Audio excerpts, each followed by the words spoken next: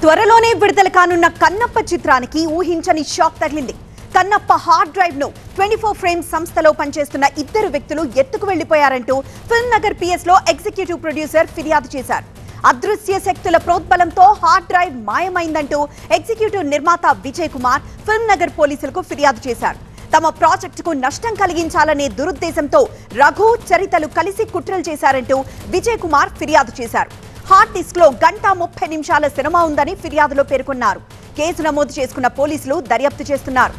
కన్నప్ప చిత్రానికి సంబంధించి కీలకమైన కంటెంట్ హార్డ్ డ్రైవ్ ను ముంబైలోని హైవ్ స్టూడియోస్ అనే విఎఫ్ఎక్స్ సంస్థ డిటిడిసి కొరియర్ ద్వారా ఫిల్మ్ నగర్ లోని విజయ్ కుమార్ కార్యాలయానికి పంపారు. ఈ నెల 25న ఈ పార్సల్ ను తీసుకున్న ఆఫీస్ బాయ్ రఘు ఎవ్వరికీ తెలియకుండా చరిత అనే మహిళకిచ్చాడు. అప్పటి నుంచి వారిద్దరూ తప్పించుకు తిరుగుతున్నారు. కన్నప్ప చిత్రాన్ని అవా ఎంటర్టైన్మెంట్స్ 24 ఫ్రేమ్స్ ఫ్యాక్టరీ బ్యానర్లపై మంచు మోహన్ బాబు నిర్మిస్తున్నారు. దాదాపు 100 కోట్ల బడ్జెట్ తో ఈ సినిమాను తెరకెక్కిస్తున్నారు. జూన్ 27న కన్నప్ప సినిమాను చిత్ర యూనిట్ రిలీజ్ చేసేందుకు ఇప్పటికే ప్లాన్ చేసుకుంది. ఈలోపు ఊహించని ఘటన ఎదురైంది. మా ప్రిన్సిపల్ కరెస్పాండెంట్ ప్రణీత మరింత సమాచారం అందిస్తారు. ప్రణీత, ఇక్కడ అదృశ్య శక్తులు అంటూ ఒక స్పెసిఫిక్ వర్డ్ వాడారు. ఇంతకీ ఎవరి మీద అనుమానం వ్యక్తం చేస్తున్నారు? ఎగ్జాక్ట్లీ నెల రోజుల ముందు ఈ ఘటన చోటు చేసుకుంది. ఎగ్జాక్ట్లీ జూన్ 27న సినిమా రిలీజ్ ఉంది.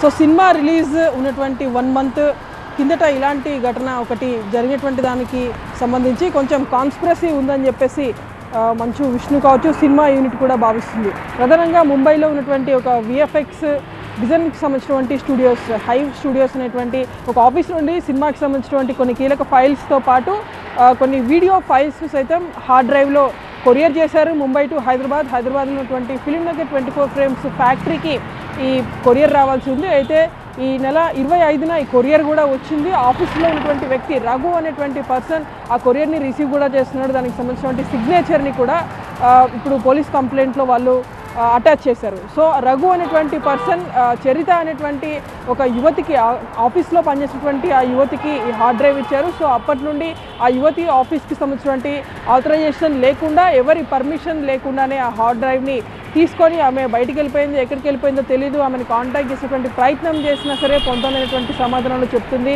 హార్డ్ డ్రైవ్ ఎక్కడో తనకు తెలియనటువంటి సమాధానాలు చెప్తుందంటూ కూడా 24 ఫ్రేమ్స్ ఎగ్జిక్యూటివ్ ప్రొడ్యూసర్గా ఉన్నటువంటి విజయ్ కుమార్ ఫిల్మ్ నగర్ పోలీసులకు కంప్లైంట్ చేశారు. సో ఆయన ఇచ్చినటువంటి కంప్లైంట్లో కేవలం ఈ ఇద్దరి మీదే కాకుండా సినిమాకి సంబంధించి మొత్తం ఈ కాన్స్పిరసీలో కొంతమంది అజ్ఞాత వ్యక్తులు కూడా ఉన్నారు, కొంతమంది వెనకల ఉండి నడిపిస్తున్నటువంటి కంప్లైంట్ కూడా ఇచ్చారు.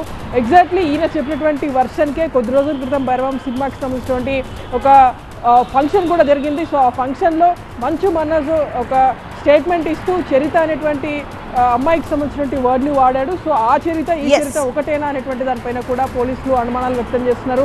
ఒకవేళ ఆ అమ్మాయి ఉంటే కనుక ఖచ్చితంగా మంచు మనోజ్ దీని వెనకాల ఏమైనా ఉన్నారా అనేటువంటి అనుమానాలు కూడా పోలీసులు వ్యక్తం చేస్తున్నారు. సో ఫర్దర్గా వీళ్ళు ఇచ్చేటువంటి డీటెయిల్స్ని బేస్ చేసుకొని ఫిల్మ్ నగర్ పోలీసులు ఇన్వెస్టిగేట్ చేయబోతున్నారు.